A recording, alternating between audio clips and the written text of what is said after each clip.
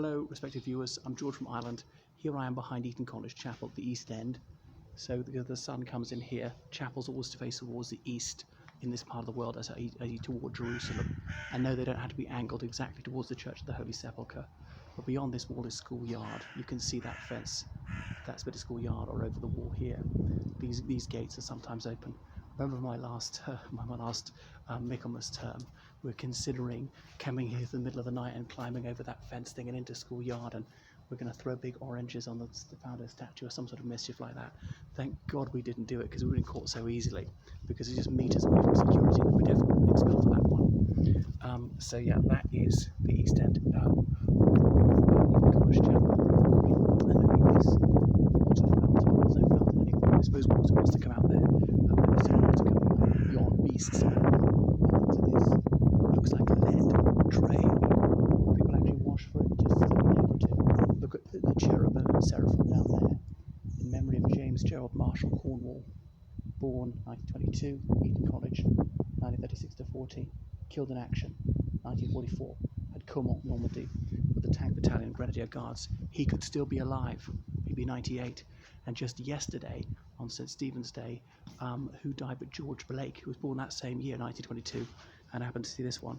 So many, I'm walking over so many tombs here, but often the etching is almost rubbed away. Some of these are legible, some of them are not. I shan't bother to read them all out for you, but I'm going to contact Eton and say, can you tell me who's who? Because some of these, they're just so weathered and worn, and the lichen has gone over them, and I can't read a single thing.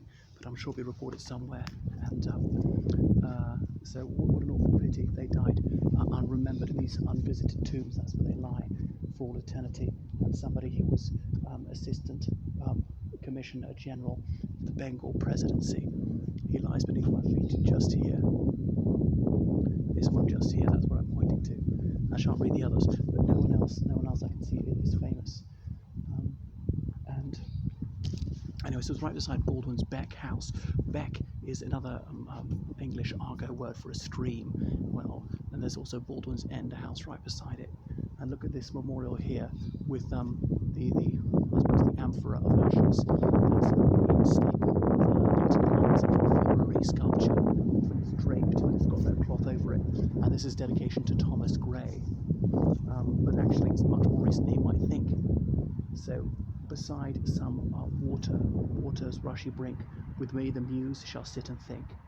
At ease reclined in rusty state, how vain the ardour of the proud, how low, how little are the proud, how indigent the great.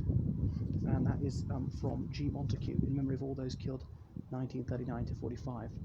But why is it to Thomas Gray? I thought it was a quotation from Thomas Gray. So dedicated to Thomas Gray, who went to Eton, obviously. And he's one of the Quadruple Alliance, a group of 4 friends. And they were tongue-in-cheek calling themselves that. It was the time of the, my goodness, is it the 7 Years' War, or is it the War of Austrian Succession? And there was a military alliance between 4 mighty European states. So that's why they jocularly call themselves the Quadruple Alliance. He only published a baker's dozens of poems, but they're all absolutely unutterably marvellous and unimprovable. So I don't know who lies in these other tombs, these rather raised ones. But down here I'd like to find out. And what on earth is this contraption, will you tell me? What could be so big? Oh, is it some big statue needs to be covered by something? Anyway, so I've got to find the King of Siam's garden. Well, I know fine well where it is, but one of my fans was asking. So I wonder who is buried. I'll write to Eton, and there's a little book Eton had, a booklet to prepare tour guides, telling you exactly what was on the historic parts of Eton, like this was built in this year, and here's a vignette associated with this place and that place, and so forth. So that is College Chapel behind me. We're on the south side of College Chapel. There you get the idea of how big it is, and it's only half as big as Henry VI wanted it to be, and he had the dimensions of Salisbury Cathedral, Winchester Cathedral checked out, and it was to be bigger than those. So it's magnificent, and King's College Chapel in Cambridge is almost a facsimile of it, because it was founded a year later, and boys would come to Eton for about 5 years, leave roughly the age of 40 and go on to Cambridge for a few years. King's College, Cambridge only, and King's initially only took King's College from Eton. The other boys at Eton, the Oberdons who paid for their lessons, they couldn't go to King's College, Cambridge. They could go to other Cambridge colleges, Oxford colleges, or just go to work straight away. And look here, These initials here must be all fun family. MB, EB, SB, MB, FB, WB. And there we are. Maybe that's enough. I wonder if security tell me to bog off. I mean, who would object to me looking around here, not doing any harm? Ah, a memory of Martin Forrest. He was here till 1976. Never heard of him. Lower Master. Well, that's the thing. He was a very considerable person in Eton, and I haven't even heard of his name. Me, I'm an Etonomaniac, and I didn't know that. So it shows the ephemeral nature of fame. I mean, fame might be too strong a word, but being certainly well known in this microcosm. So that's that boarding's house. But anyway, it's a Christmas holiday, so nobody's around. I mean, no boys around. Anyway, so yeah, this gate I don't think is ever open.